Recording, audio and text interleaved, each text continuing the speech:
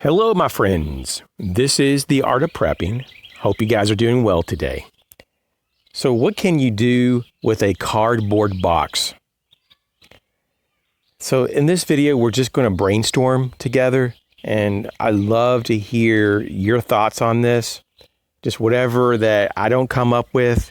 If there's anything that you have extra, please leave it in the comment box. I think it'd be really just fun to see what you come up with. Of course, there's a ton of stuff, and I'm going to mostly leave out like the arts and crafts types of things you can do with cardboard, and do more of the focus within preparedness. So some survival stuff, maybe some things you can do around the house, but generally speaking, with the theme of preparedness. And so let's begin.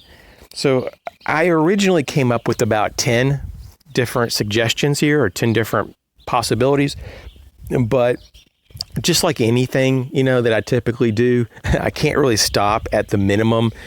And so I added a few extra. I didn't really count what I have here. I just kind of jotted them all down. So let me just kind of go through this. Hopefully this flows okay, but I like doing these types of exercises just because it gets you thinking. And sometimes you may only come up with one or two new ideas, but sometimes that's all that you need to kind of solve a situation or to help you get through something. And so sometimes it's not the objective is to create a whole new list of fresh ideas that you've never ever thought of before that are completely original, but maybe it's just kind of get you thinking so that you have your critical thinking abilities a little sharper, and that you can kind of dive a little deeper into topics.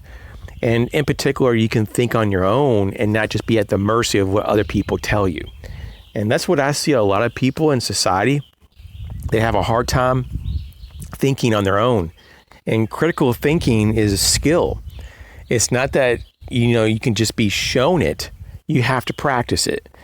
And this is just one aspect of critical thinking, is to think on your own and come up with your own conclusions and to justify those conclusions.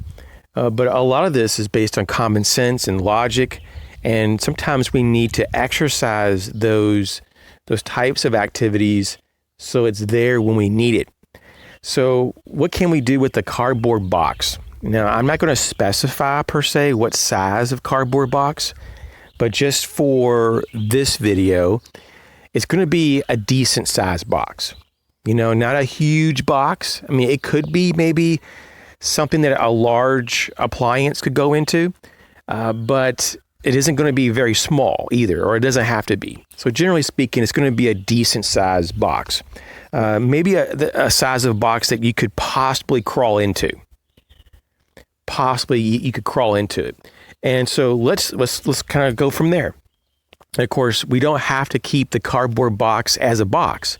We can do whatever we want with it. So just put that out there. We have full reign over this cardboard box. And it could also be a series of cardboard boxes. So I didn't go too far with that kind of thought process if I had multiple boxes, but I was just trying to stick with if I had at least one cardboard box. So with that, I came up with obvious stuff at first, right? I mean, you kind of always typically do, kind of just get all the general obvious stuff out of the way, and then you start to dig deeper. So I first started out with the obvious that you would hold stuff. You could use your box as a box, of course, to put stuff in, survival supplies or whatever, surplus items. Then I got thinking a little bit deeper about, okay, you can use the box or multiple boxes to organize your supplies, not just to store it or hold it, but to organize. And then I got, okay, what about some other things in terms of the box format itself? So you can certainly stack boxes. You can certainly put things in boxes and basically secure things so that they're safer, from prying eyes. Because sometimes, if someone was just to look in through your window of your car or in your home and they just see a few boxes sitting in there, they may not be really motivated to break in if that's the only thing really in the house. You know what I'm saying? So sometimes you can just do something so simple as to conceal items in a box, and it takes a lot of the drive away from someone because what they see is just a cardboard box. They're not even guaranteed that there's anything in there. So a lot of people won't put a lot of effort to do crimes unless it's pretty obvious that there's a payout. But if someone's desperate enough, they may try. But, basic, very, very basic low-end concealment option to put something in a box, close the box up enough that you just can't see what it is that's in it. Or you could even use cardboard boxes as decoys. You could put some stuff in there, right, to add a little weight, and you could tape it up, and then you could put it in different locations, and that could be used as a decoy element for whatever your purpose may be. Moving a little bit further away from storing things per se is that you can make targets for your crossbow, for your bow and arrow, for your pellet, guns, or for, real guns, for target shooting. And it's a very inexpensive way to hold targets, or if you don't even want to have paper targets that you can attach to your cardboard box, you can just get a marker and just put a target right on the box itself. You can just mark right on the box directly. And what a lot of people do for, if you have a bow and arrow or a crossbow, they put foam or layers of foam and sometimes hay in boxes. And they try to compress it as much as possible. And so you have to experiment, of course, of how much is going to be necessary to stop whatever you have. But just overall, if it's like a handgun or a rifle or a shotgun, you can just put some bags of sand in there, and of course attach a pre-made target, or just mark some markings on there and use that as a usable target. A makeshift shelter. Now this can be useful for humans or animals in a pinch. But I was kind of thinking, though, more for humans in this situation, just because if you were in a situation where your house was compromised and maybe you couldn't get access to your tent or to some kind of tarp shelter, and you just needed to spend one night and you had a decent cardboard box, you could use that. I mean, there's a lot of homeless people that use cardboard boxes. Of course, you can go real far with this. You can insulate it with blankets. You can do all kinds of things. Put a Mylar blanket over top of the box. If you have aluminum foil, you can wrap it as much as possible. You can use tape to help wrap that. All kinds of things you can do to just a simple cardboard box. And so there are some preppers that I know that actually store a number of different size cardboard boxes. And this is kind of one of those things that got me thinking about doing this video. I, for one, also keep a number of boxes. I have some boxes that are large enough for me to get into. And so, there's a lot of people when they order stuff online, they get these big boxes. Some of them are very nice boxes and they can be reused. And so instead of just breaking them down and throwing them away or recycling them or whatever you want to do, you might want to just keep a few, put it in a back of a closet, put it in your shed, put a few somewhere in your garage, wherever, just somewhere that it's going to be safe and away from excess moisture, right? So, and that's kind of the enemy of cardboard, is the whole fact that it isn't so resilient though in the elements. There are some types of cardboard that I've seen that has like this almost like a waxy coating, or I don't know what you call that, like a finish to it. But you don't typically see those. It's a lot of cardboard boxes are just cardboard and they're single layer or double layered, But yeah, especially if you have animals too, and you just need a makeshift shelter for some animals, or maybe that you just have an animal that you have to bring indoors. Maybe you have an outside dog, but because of a really bad storm system, you bring the dog that's an outside dog into the back porch, or maybe into the utility room of the home, just because it's safer. And instead of trying to drag in their doghouse, You can use a cardboard box and just put some blankets in there, maybe even put one blanket over top and kind of mimic their doghouse. They would have at least some type of cozy place to go into. Okay. Another use for cardboard box is that you could obviously break it down and process it as tinder or kindling even. And of course, some people would say you could even use it as just fuel, just straight up fuel. I mean, sure, if you have enough of it, sure.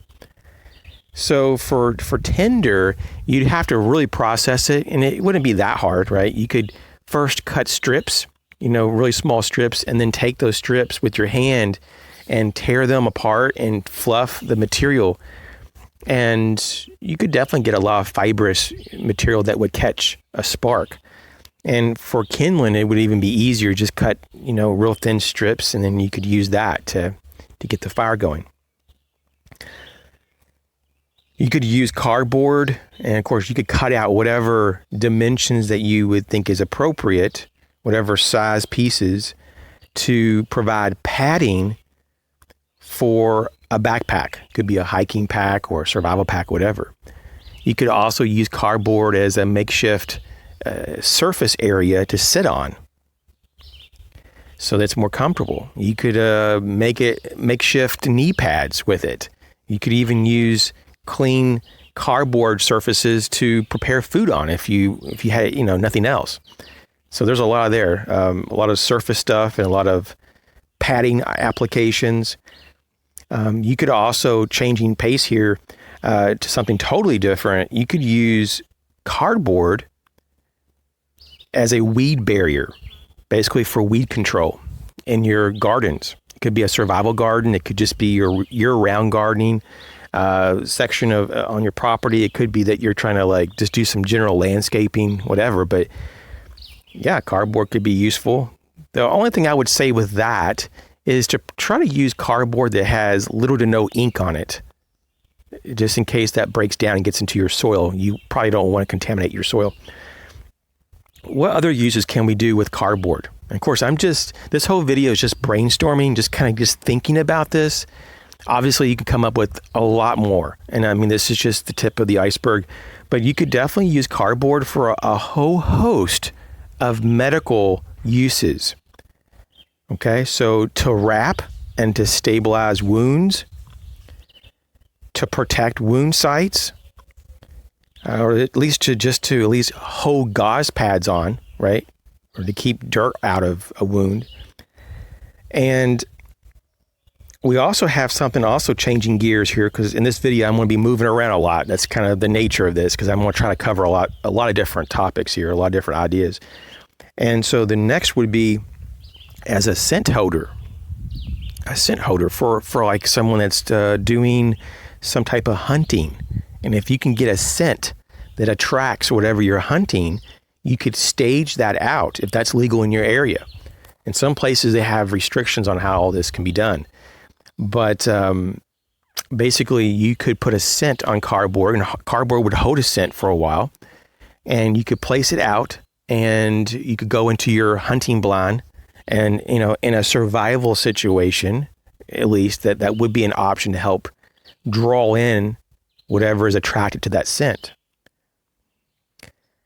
Changing gear here, you can use cardboard as a writing surface to do all kinds of things, to draw out a map, to make a sign. Maybe this sign is a sign for help, or maybe instructions for a rescue crew to go to a certain area, because that's where you're moving toward. Or maybe you're just trying to do an inventory and you just need to see the inventory so that you can work with it, because maybe you're really hungry and you're not thinking clear. Sometimes you have to put things down in a concrete way when you have certain levels of stress on your mind and your body.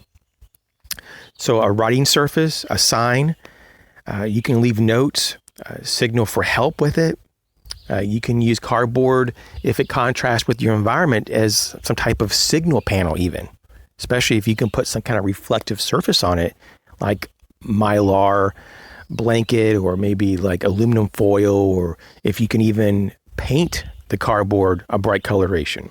It's all possible it's all, a very possible thing you could do. And so basically you can relay information in one way or another. Another thing you could use cardboard for is to make snow goggles. And basically it's just a piece of cardboard that you can wrap around your face and put some slits, I guess you call it, into the cardboard. Just little holes or slits. And I think that the Inuits, the Indians up there in Alaska and stuff, they do this.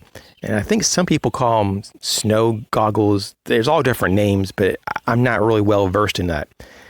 But basically it helps reduce the reflection of light, and it prevents snow blindness. Because believe it or not, you can get snow blindness just by being overexposed to light. And basically it's your eye is getting a sunburn, and you don't want that. So you want to be able to block light. And so basically overall, cardboard can block light to some degree.